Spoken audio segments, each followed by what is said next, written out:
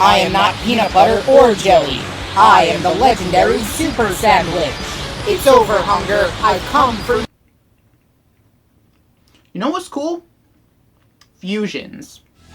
Back during the Buu Saga in Dragon Ball Z, fusing was first introduced as a way to temporarily combine the powers of two characters. This gave us arguably the biggest badasses in the entire series, Vegeta and Gogeta. Gotenks was there too, but come on, he's nowhere near as cool as these two. Just look at that light sword thing, and just look at the Gogeta's got with the rainbow, and oh god, it's so cool.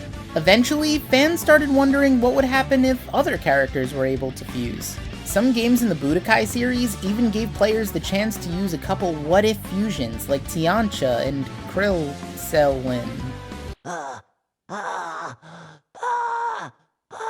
Okay, that one's a little creepy. Finally, in 2016, we got a game for the Nintendo 3DS completely based around fusing characters called Dragon Ball Fusions. Wait a minute. Can it be? Has the day come at last? Has my wish been granted? My dream of Dr. Phil fusing with the Super Saiyan 3 has come true! Well, what are we waiting for? Let's play it already! At the start of the game, we actually get to make our own character, kinda like in Xenoverse. Here we're given 5 races to choose from, including Earthlings, Saiyans, Namekians, Offworlders, and Aliens. And wait a second, aren't Aliens and Offworlders the same thing? I'm pretty sure if you're an alien, that means you're not from this world. Now that you mention it, aren't Saiyans and Namekians considered aliens too? And if Krillin is an Earthling and he went to planet Namek, doesn't that make him an alien to the people of... As far as I can tell, there's no real difference between any of the races, both figuratively and literally, which means you can pretty much make whatever you want. Alright, so let's see how well I can capture Dr. Phil's likeness. Yeah, close enough. Also, I named him Suzy and gave him the most annoying voice I could find. The story begins on planet Earth, where Suzy and his bestest friend, a Saiyan named Pinich, are searching for the 7th Dragon Ball so they can have their wish granted. Their wish is to hold a massive tournament where the greatest fighters across all of time and space can compete to determine who's the strongest. But mostly, they just want to fight each other. Now you might be wondering why they need to use the Dragon Balls to fight each other, and yeah.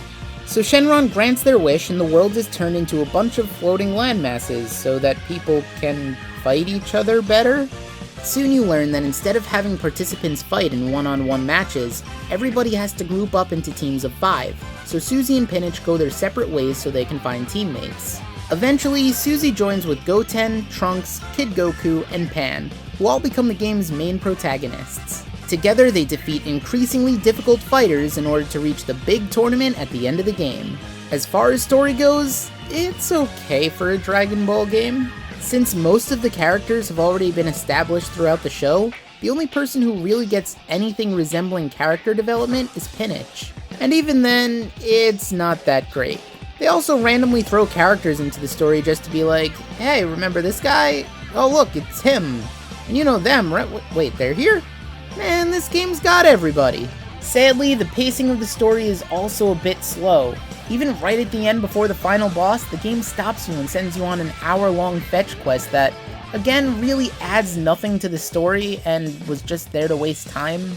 All I can say is that if you're playing Fusions for the story, then you're playing it for the wrong reasons. The gameplay, on the other hand, is pretty unique by Dragon Ball standards. Fusions is, at its core, a turn-based RPG with some monster-catching elements thrown in. I'll try to explain as best I can. Most fights are 5-on-5 battles that take place on one of several different maps. Turn order is determined by the bar on the top screen, and when a character's portrait gets to the end, it's their turn to attack. During your turn, you can have your character use a melee attack, ki blast attack, or special attack in order to damage the opponent. When someone's life hits 0, they're out for the rest of the battle. Using a melee attack can knock the target back, potentially sending them flying off the stage and resetting their position on the turn order, or they might even be knocked into another character. Ki blast attacks generally have a wider range than melee attacks and you can use them to reposition yourself, but they don't have as much knockback. Special attacks can only be used when you have enough ki, which can be obtained by taking damage or waiting for your turn to come up.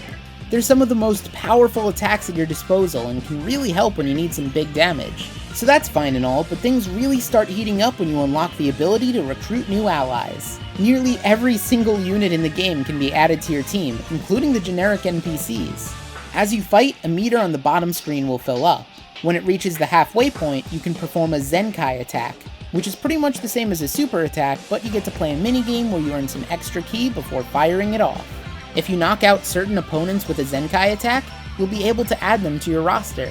Of course, not all enemies can be easily recruited. Some of them can only be unlocked by going on side quests or by playing through the story. Now you may be thinking, okay, doesn't sound too bad, and you're right, it isn't. The bad part comes when you find out how many characters there are to unlock. Let's see, how many characters were there in Budokai Tenkaichi 3? Over 150? Huh. That's cute. Dragon Ball Fusions lets you play as over 1,000 different characters. Just gonna repeat that. You can play as over 1,000 different characters. There are more characters in this game than there are Pokemon. I mean, as of right now at least. They'll probably make more of the things by tomorrow, but still, that's a lot of characters. Fortunately, not all of them are unlocked through recruiting. Most of them are actually just fusions of other characters. And this is where the real fun comes in. At the beginning of the game, fusing is very limited, as you're only allowed to turn Goten and Trunks into Gotenks mid-battle, and it wears off after a few turns. But about a third of the way through the story, you unlock the Mitamo Ring, a device made by Bulma that allows you to perform EX fusion. Think of it sort of as a mixture between the fusion dance and Patara earrings, allowing whoever wears them to stay fused until they take it off. It was really fun mixing characters together and seeing what comes out. Recruiting new allies became exciting because I wasn't just unlocking one character, but instead I was getting parts for another. However, the saddest part for me was when I realized that not everybody can fuse with everybody. Most of the actual Dragon Ball characters only have 3 different fusions at most, so some characters that I really wanted to see fuse ended up not being compatible. I can kind of understand why they did this, especially since more effort was put into designing the Dragon Ball characters than the generic ones, but still I would have loved to have just a bit more. The good news is, Suzy can fuse with almost every other character, making him the most versatile unit in the game, and I have to admit, it's fun to see everyone fuse with this monstrosity. And of course, I have to talk about Ultra Fusions, which is probably the most memorable thing to come out of this game. Remember that bar on the bottom screen?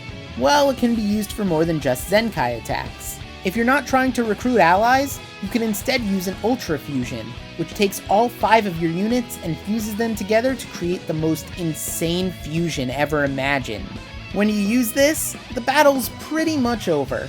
You get the chance to deal insane levels of damage to whoever gets in its range, and unless you're fighting some really high-leveled opponents, you're going to knock them all out instantly. Like what? Who came up with this? Was it you? It was you, wasn't it? How dare you create the greatest thing my eyes have ever seen? You should be ashamed. I hate you. I love you. I have very confusing emotions today. If the Ultra Fusion somehow manages to not wipe out everyone on the face of the planet, you're left incredibly vulnerable to attacks. So I guess it's balanced? Just kidding, nobody's gonna survive this. Pull down your pants so I can punch you. So overall, Dragon Ball Fusions isn't really that bad of a game, but it wasn't really too great either. My biggest problem with it is that by the end of the story, things started getting kind of repetitive. These fights can last anywhere from 5 to 10 minutes, so having to recruit several hundred characters can get understandably tiring. That's not to say I thought it was boring. I did honestly enjoy unlocking and fusing new units, but when the roster is this big, it definitely becomes tedious. In my opinion, I'd love to see a sequel with more main character fusions and a faster battle system. Oh, almost forgot, there's a camera mode where you can take a picture of you and a friend. Whoa, hold on. I have an idea. Yeah, that's it. Here we go. Yes! Oh, it's beautiful. Kinda makes me want to try out Fusion.